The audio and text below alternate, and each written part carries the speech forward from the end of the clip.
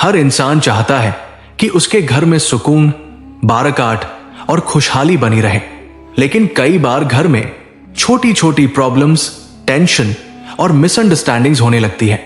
ऐसे में दुआ करना एक ऐसी हैबिट हो सकती है जिसका फायदा इंसान की मेंटल पीस और इमोशनल स्टेबिलिटी में दिखाई दे सकता है। दुआ का पहला फायदा यह हो सकता है कि इंसान को मेंटल रिलीफ मिल सकता है। जब इंसान सिंसियरली दुआ करता है तो उसका फायदा यह हो सकता है कि उसका स्ट्रेस लेवल कम हो सकता है। स्ट्रेस कम होने का फायदा यह है कि इंसान बेटर डिसीजंस ले सकता है। दूसरा फायदा यह हो सकता है कि दुआ इंसान को होप दे सकती है। होप का फायदा यह है कि इंसान मुश्किल समय में भी पॉजिटिव रह सकता है। पॉजिटिव माइंडसेट का फायदा यह है कि प्रॉब्लम्स को हैंडल करना आसान हो सकता है। तीसरा फायदा यह हो सकता है कि दुआ इंसान को पेशेंस सिखा सकती है। पेशेंस का फायदा यह है कि इंसान जल्दी रिएक्ट करने से बच सकता है। काम बिहेवियर का फायदा यह है कि घर के रिलेशनशिप्स बेटर हो सकते हैं। चौथा फायदा यह हो सकता है कि दुआ घर के एनवायरनमेंट को पॉजिटिव बना सकती है।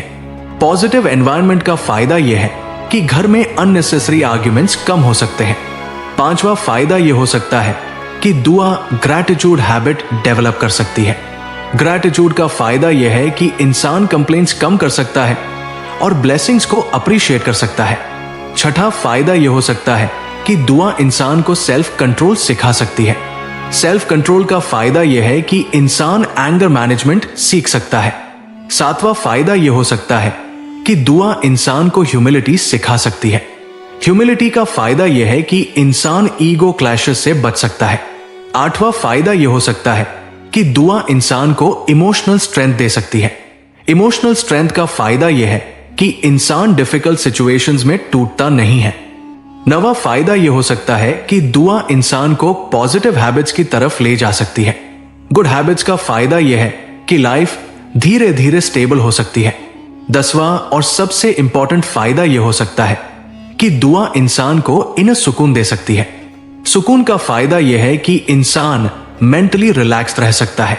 याद रखिए, दुआ का सबसे बड़ा फायदा सिर्फ प्रॉब्लम्स का सलूशन नहीं बल्कि मेंटल पीस, पॉजिटिव थिंकिंग और स्ट्रॉन्ग रिलेशनशिप्स भी हो सकता है। अगर इंसान रेगुलरली दुआ करने की हैबिट बना ले तो उसका असर उसकी पर्सनैलिटी और घर के एनवायरनमेंट दोनों में दिखाई दे सकता है। इसलिए कोशिश करनी चाहिए कि इंसान अपने डेली रूटीन में दुआ को शामिल करे ताकि उसे इसके प्रैक्टिकल बेनिफिट्स मिल सके।